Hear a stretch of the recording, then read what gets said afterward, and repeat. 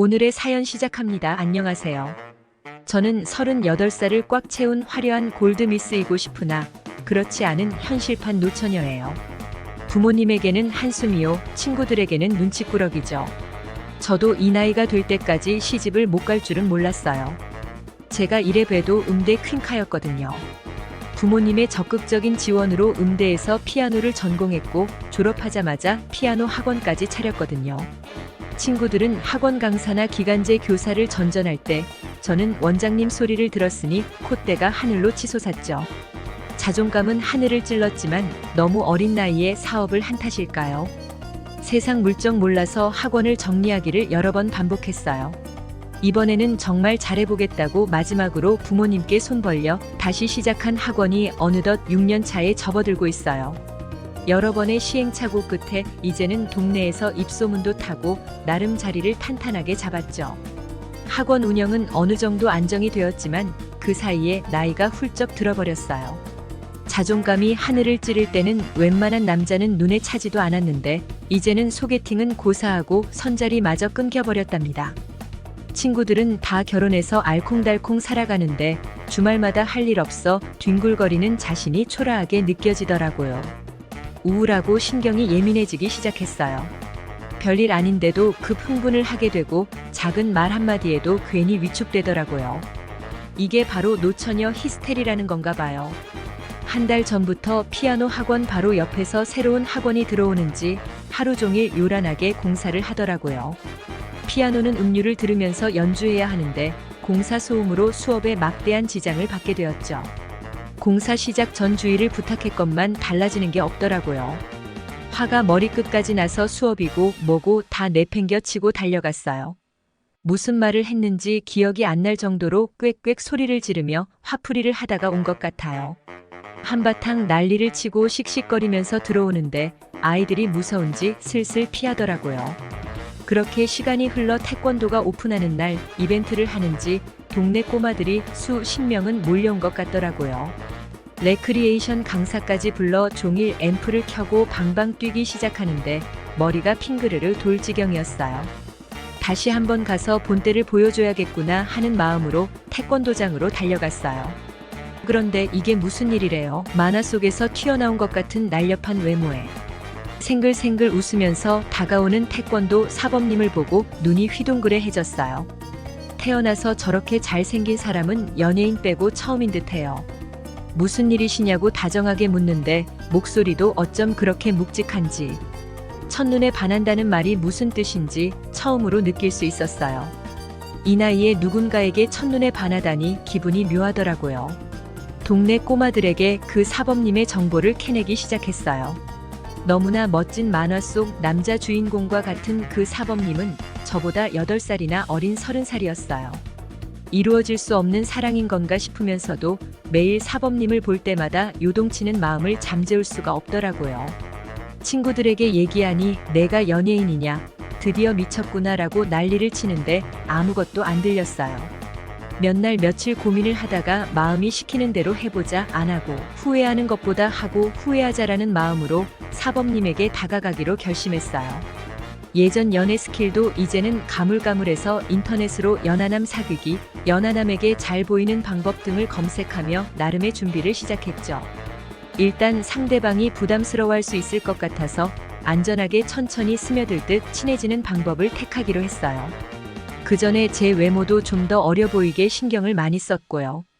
학원 오픈 시간이 거의 일치해서 자주 마주치는데 볼 때마다 반갑게 인사를 하며 동네 이웃으로 친하게 접근을 했죠. 그렇게 수개월이 지나자 사범님도 저를 친근하게 대하기 시작했어요. 서로 통성명도 했지만 나이는 도저히 말을 못하겠더라고요. 그동안 피부 관리며 옷이며 신경을 쓴 게 빛을 보는 건지 사범님은 제가 자기 또래인 줄 알더라고요. 기분이 좋으면서도 이 좋은 관계가 깨질까봐 불안했죠. 그러던 어느 금요일 저녁이었어요. 불금이라 다들 들뜨는 시간인데 조금은 허한 마음으로 일을 마무리하고 집에 가려고 하는데 사범님도 학원 문을 닫고 계시더라고요. 서로 인사를 나누며 돌아서려는데 사범님께서 이 근처에 맛집이 오픈했다는데 가보셨나고 묻더라고요. 노련한 노처녀는 그 멘트가 작업 시그널임을 직감했죠. 몰라도 안다고 무조건 오케이 했어요. 그렇게 사범님과 무려 100일 만에 마주하고 식사를 하게 되었어요. 사범님과 진지하게 대화를 나눠본 건 처음이라 긴장이 되더라고요. 대화를 나누면 나눌수록 젊은 나이에 사업을 일구는 마인드며 인성이며 나무랄 데가 없더라고요. 무엇보다 밝게 웃는 모습은 사람의 마음을 무장해제시키기에 충분했어요. 그날 2차로 맥주까지 마시며 즐거운 시간을 보냈어요. 사범님도 그 시간이 좋았는지 개인적인 연락처까지 주고받았고 꾸준하게 연락하며 가까워지게 되었어요. 연말이 다가오고 거리에는 캐롤이 울려 퍼지기 시작했어요. 마음이 싱숭생숭해지던 그때 사범님이 데이트 신청을 하더라고요. 근사한 호텔에서 식사도 하고 트리로 아름답게 물든 거리도 걸으면서 다른 연인들 못지않게 분위기를 내보았죠. 그러다가 사범님이 갑자기 꽃다발과 반지를 주며 고백을 하는 거예요. 그동안 저를 지켜보면서 너무 좋은 사람이라고 느꼈고 앞으로도 꾸준히 함께 하고 싶다고 하는데 어쩔 줄을 모르겠더라고요. 마음 같아서는 너무 좋아 당장 사귀자고 하고 싶은데 나이를 얼버무렸던 게 마음에 걸려 망설였죠. 그랬더니 사범님은 천천히 생각해보고 말해달라고 하더라고요. 집으로 돌아와 어떻게 하면 좋을지 고민에 빠지기 시작했어요. 나이를 말했을 때 나에게 얼마나 실망을 할까 싶어 미안하기도 했고 지금의 좋은 관계가 깨질 것 같아 두렵기도 했어요. 뒷일을 너무 생각하지 않았나 싶어 후회가 되기도 했고요. 몇 날 며칠 사범님의 연락을 피하며 고민하는 사이에 사범님은 애가 탔는지 피아노 학원 앞에서 매일 기다리는 거예요. 얼굴을 직접 보고 얘기할 자신이 없어서 고민 끝에 장문의 문자를 써서 보냈어요. 사범님과 함께 했던 제 마음은 모두 진심이었지만 나이를 정확하게 얘기하지 못한 것은 정말 미안하다고 했어요. 헤어질 수도 있다는 생각으로 마음을 정리하며 문자를 보내고 그동안 뭐 한 건가, 꿈을 꾼 건가 싶어 눈물이 나오더라고요.